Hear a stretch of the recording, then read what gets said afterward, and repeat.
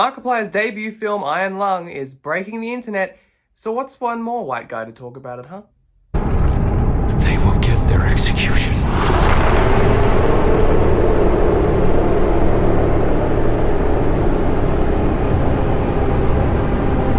I will get my freedom.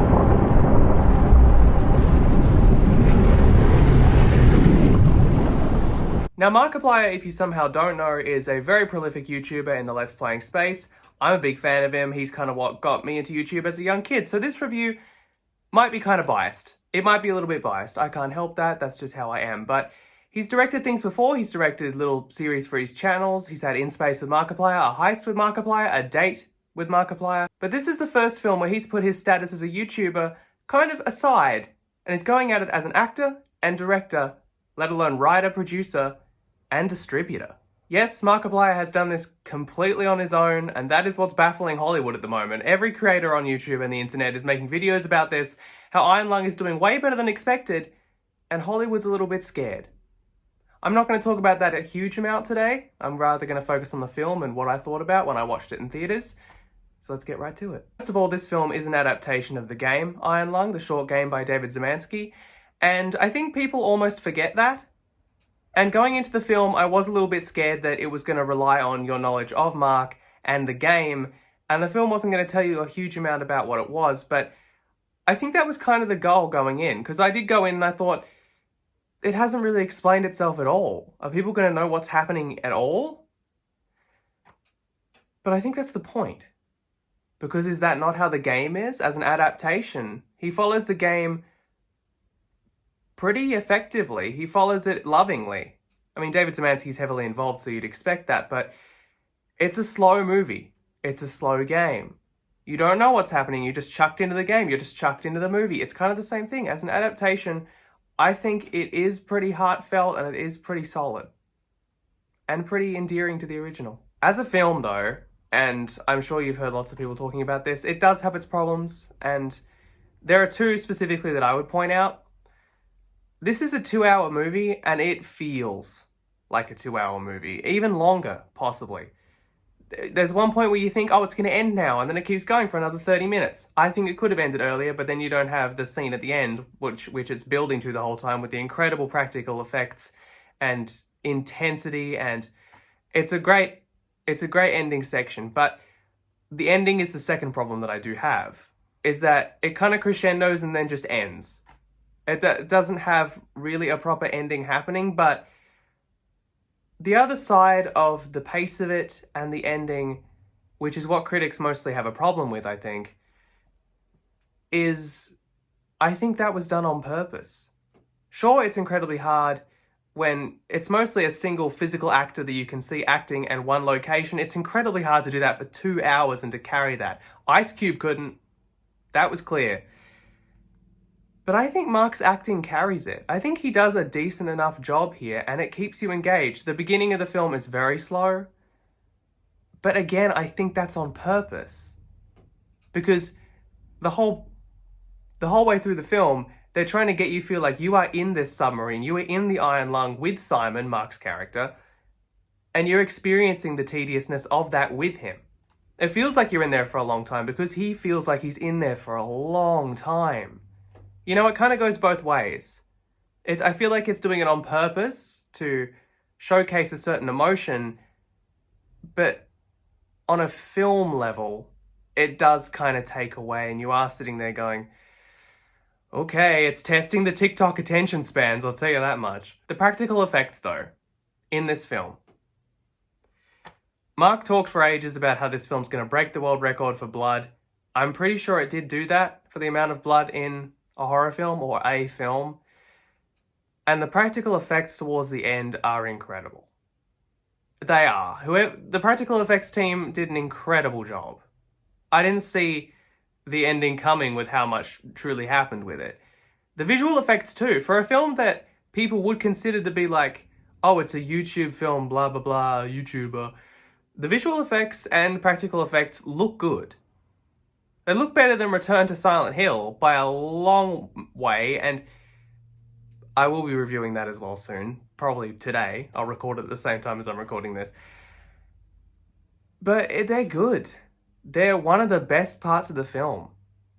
And you have to sit through a lot of slow to get to that, but I think it's worth getting to. Going back to Mark as a YouTuber, I saw James A. Janice of the Dead Meat podcast and the Dead Meat YouTube channel talk about something that I thought was quite a good point.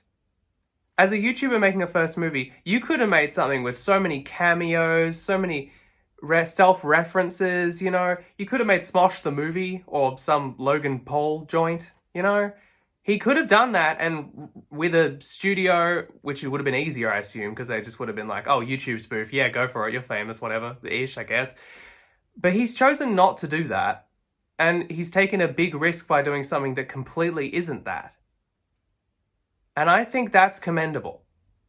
No matter which way you look at it, that is commendable. Because he could have taken the easy route.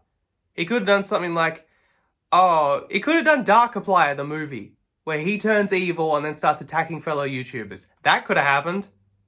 I feel like that could have easily happened. But he's chosen not to do that. He's taken the hard way, and I feel like he's chosen something that he deeply cares about. Because if he hadn't made that, I feel like he wouldn't have given a fuck. And what's the point then, right? So it's admirable, it's commendable. What he's done, I think, is truly inspiring for smaller filmmakers, and he hopes that it is that way. I think it is that way, especially with how crazy it's been, starting in 50 cinemas in the US and then expanding to the whole globe. I got to see it in Tasmania.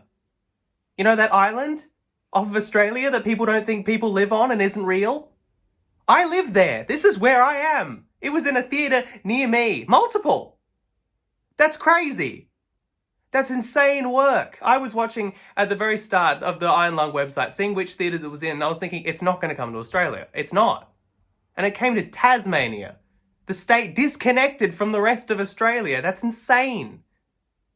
And Hollywood, and I think the industry forgets this, that these people have audiences. They have numbers behind them that truly mean something.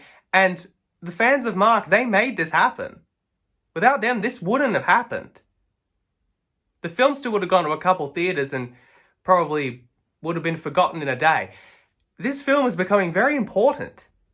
And I think that's brilliant. I think that's an incredible effort. And I've stopped talking about the film as a whole, so I'm going to go back to that now. This film's horror focuses very heavily on cosmic horror and like eldritch horror of like uncomprehendable creatures.